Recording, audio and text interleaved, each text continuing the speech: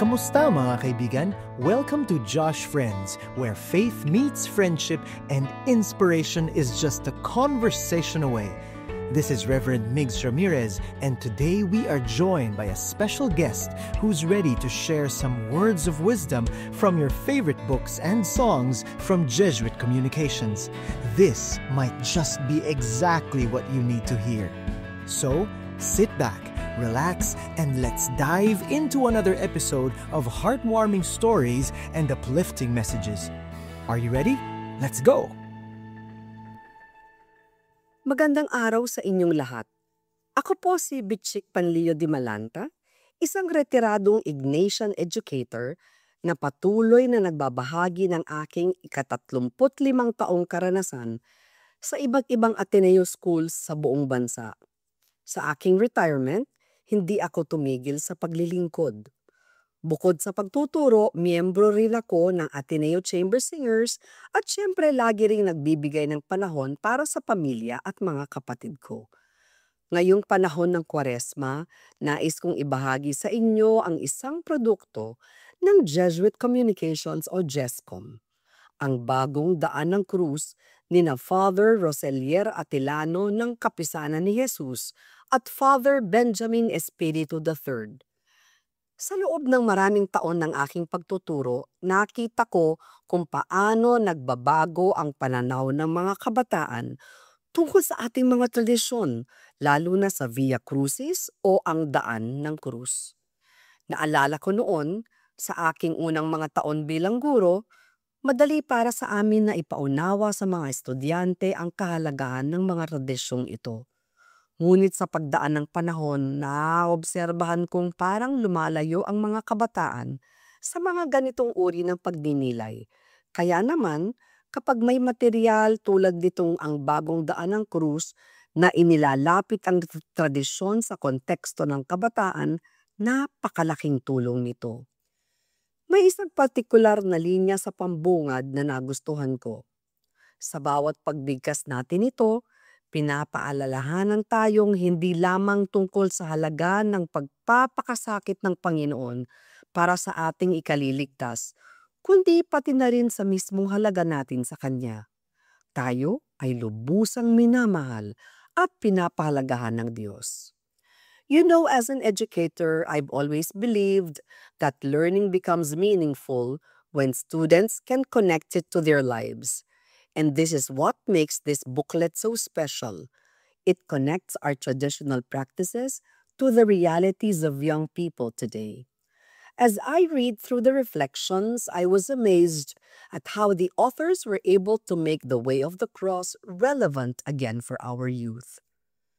Sa panahon ko sa Ateneo, nakasalamuha ko ang napakaraming estudyante. May mga nagtagumpay, may mga nahihirapan, may confident, may nahihiya. Pero alam ninyo, kahit gaano sila kaiba sa isa't isa, pare-pareho silang may pinagdadaanan, may pagsubok at may mga krus na dinadala. Kaya naman itong aklat na ito speaks to everyone, regardless of their situation in life. Bilang isang retiradong guro, marami na akong nasaksihang pagsubok.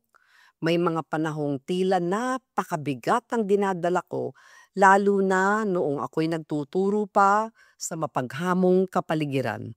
May mga araw na pakiramdam ko'y nasa sarili kong daan ng krus ako. Pero ang palaging naging pahiwatig sa akin na sinasaad din sa librong ito ay hindi tayo nag-iisa sa ating pinagdadaanan. Sa ika-11 istasyon, minamasdan natin si Jesus na naipako sa krus. Nakita ko sa aking sarili kung paano ko rin ipinako ang aking sarili sa aking misyon at bukasyon bilang isang Ignatian educator. Hindi madali. Minsan nakakapagod at nauupos ako. Pero tulad ng sinasabi sa reflection ng aklat, hindi tayo nag-iisa sa ating pagdurusa. Nakita ko kung paanong sa kabila ng kahirapan, nariyan ang presensya ng Diyos at hindi ako pababayaan. One of the Lenten traditions that I continue to practice even in retirement is offering prayers for those with medical concerns. Nakikita ko ang sarili ko sa mga karakter sa reflection ng aklat tulad ng mga taong nasa paligid ni Jesus habang siya'y naglalakad patungong Kalbaryo.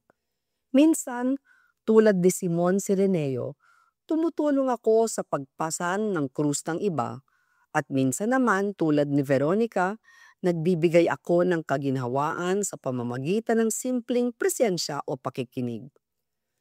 Ang ganda rin nung pagbibigay diin na ang daan ng krus ay hindi lang daan ng pagpapakasakit. Ito ay daan ng pag-ibig.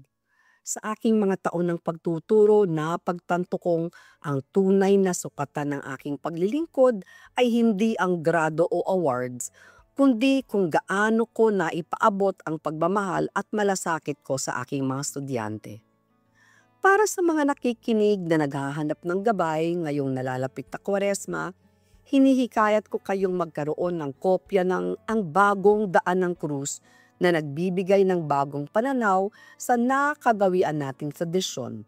Tulad nga ng sinabi ni Father Benj, kahit may pinagdadaanan kang mahirap sa buhay mo, even outside the Lenten season, pwede mo yang dasalin at makita mong may kasama ka sa iyong pinagdadaanan at may bagong buhay pagkatapos ng lahat na ito. Maraming salamat at samahan ninyo kami sa buong buwan ng Marso para sa aming special series, Celebrating Women's Voices here on Josh Friends. Muli, ako po si Bitchik Panlilio de Malanta, isang Ignatian educator na patuloy na nagdadala ng krus ng pag-ibig at paglilingkod.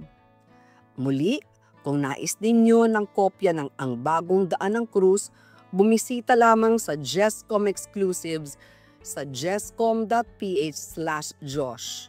Makikita nyo ito, pati na rin ang iba pang inspirational books, music albums, award-winning video productions, at iba pang koleksyon na makatutulong sa inyong panalangin at pagmumuni.